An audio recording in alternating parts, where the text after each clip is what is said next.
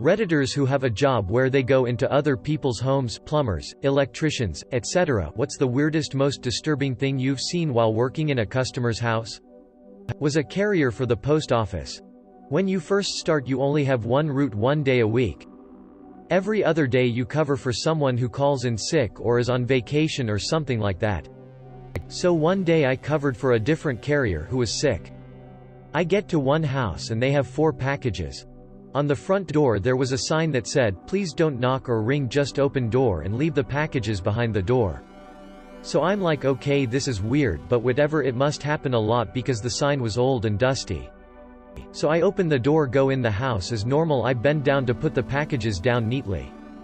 As I rise back up, there is this old dude, had to be like 60 to 70, just standing there in tight butt jeans, tight butt tank top with a clearly dyed jet black mustache, drinking beer out of a can with a straw. I naturally got scared for a second, so I tell him, "Sorry, you scared me, I didn't see you there." And he just says, "That's 'cause I wasn't here." So I just say, "Well, I'm sorry," and start to leave, and he says, "Hold up, where is so-and-so?" I say, "Oh, she is sick, so I will be covering for her today and possibly tomorrow," and his words verbatim were, "Nice, maybe she should stay sick a while, I'll make sure to wear something cute tomorrow." I fake laugh and got the hell up out of there. Was a firefighter another time in my life.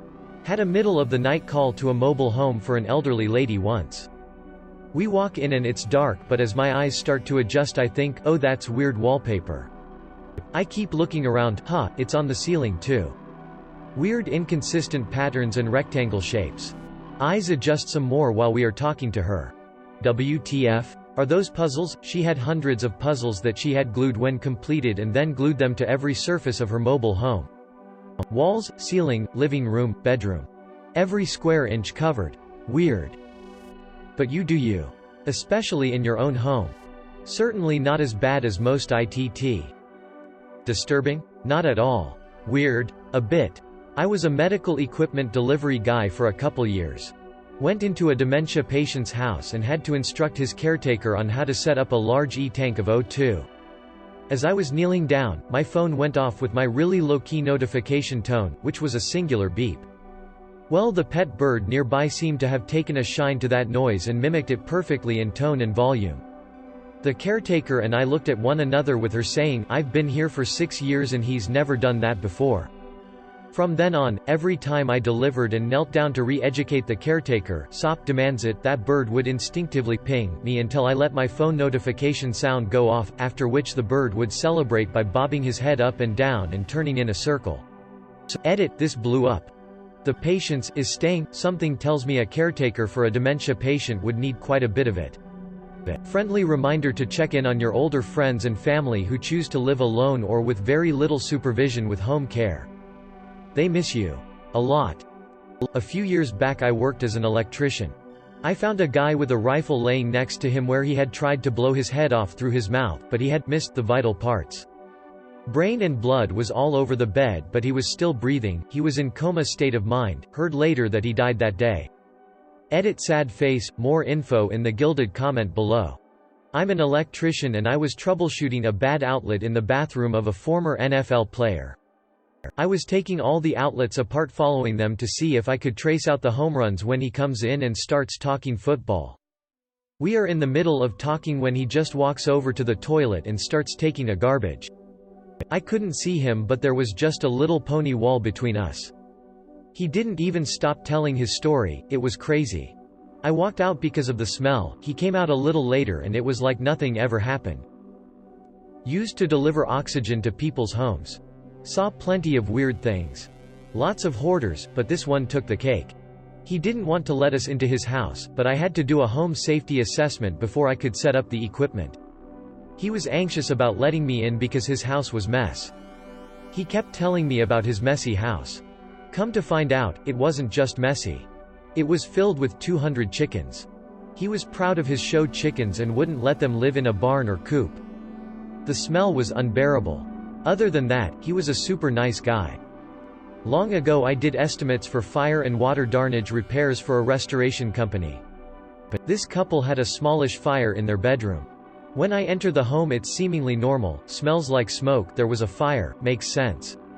They take me to the bedroom, and it was the mattress that had endured the majority of the fire, along with some of the wall above the head of the bed and smoke darnage to the ceiling. Next to each side of the bed are 10-gallon buckets filled to the brim with cigarette butts, and hundreds of spilled-over butts all over the floor. I was just in awe how they could live like this in their bedroom, especially since the rest of their homes seemed tidy and normal.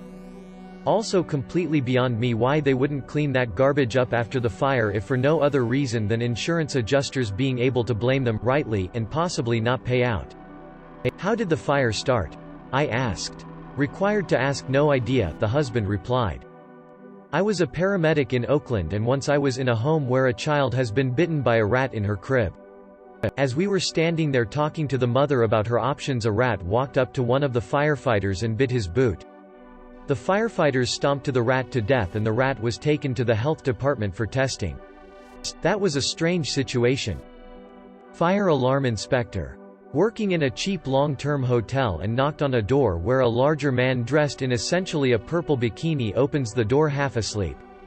Entered to test the smoke detector and tried to keep my eyes off the bed, but I knew I had seen something. Tried not to look, but I did, and there's a big old purple dildo next to the TV remote. The detector then decides to not alarm in a timely fashion, so I'm just staring at the wall hoping it will alarm, so I get out of the room. Bunch of used pregnancy tests on the floor of the teenage daughter's closet. I didn't say a darn word to anybody. I once helped renovate an old building that was a house but converted to a business and was super run down when my employer bought it. We did a ton of work, including removing subflooring and ceilings. We found a hidden cellar in the back suite. Once the kitchen or mud room, the thing was filled with trash and random odds and ends.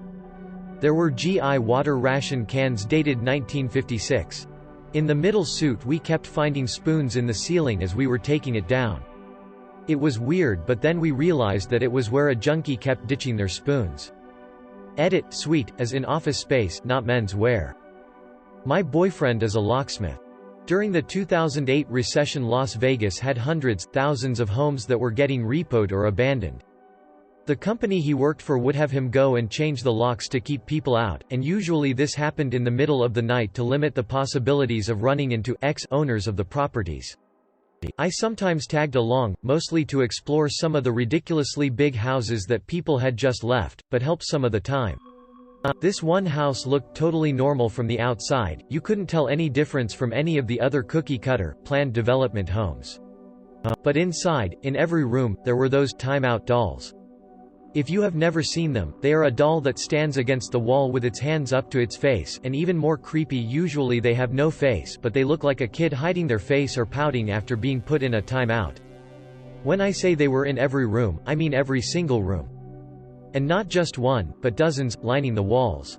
Not laying down, but standing up against every wall of the house. The house's electricity had been shut off, so all we had was flashlights. Walking into each room, it did not get less creepy seeing doll after doll. He is already afraid of dolls, and this made it so much worse. Altogether we counted 63, but there might have been more. I used to do flooring, and when we had to get up the subflooring due to water darnage. Underneath it there was a black garbage bag. When I opened said bag, it had a bunch of women's clothes in it. Didn't think anything about it until we dumped it out and found bloody ripped underwear and torn dresses. Told the owner we had forgot some stuff at work and wouldn't be back until tomorrow. Called the police and never went back. The house was soon up for sale a month or so later. Just read a post in another subreddit about a girl with social anxiety who hid under her bed when the plumbers came, and then the plumbers caught her under there. And then she ran and hid in the bathroom until they left. Wonder if those plumbers are on Reddit. I most definitely want to hear their side. Edited, gender. Food bank delivery to homebound elders. I always fill 2 banana boxes, around 1.5 feet by 3 and a foot deep, of all types of food and deliver to his house. One time after delivering to him for 3 years, I have to come inside because he hurt his foot. He had never thrown out a single box. They lined every wall and entrance. He built a castle around his bed, and a series of paths through his house. It was like thighs pillow forts you would make as a kid, but with boxes. I asked him if he wanted help getting rid of them, and he said no. That it was fun and helped with his dimension. He's super fun. Edit, I'm letting it stay. I tutor privately, so sometimes I meet clients at their homes. One lady had a huge shrine to Bob Berdella, which is really confusing because usually women attracted to serial killers gravitate toward the attractive ones. I did apartment maintenance for a while. We started quarterly inspections, and the first day we opened a door and the smell that came out was indescribable. The guy who was with me was ex-military, and he said that we were about to find a body. In the maintenance community, this tends not to be a matter of if you ever find a body, but when. He told me that he would go in alone if I was uncomfortable with it, but I went in too. We didn't find a body. But we found a mountain of trash that took up the entire dining area. And honestly, just trash, mostly food packaging, everywhere, and that accounted for a lot of the smell. We also found a dog. A very sweet golden retriever that was starved for attention. It was obviously being left to just piss and poop all through the unit. It probably hadn't been outside in weeks based off of the smell and general condition of the unit. We went outside, locked up, and called the property manager for her to come by. While we were waiting, he came home. The look on his face when he saw us was terrifying. The manager talked to him and they set a plan about cleanup and gave a time frame for him to get the unit back to regular. The other maintenance guy stayed with him for a while that evening. When we left the unit, he was sure that the guy would kill himself that night. Turns out the renter had recently went through a very rough divorce where his children had been removed from him with very little warning, and he was spiraling. I left the company before I learned how it all ended. I hope he is doing better.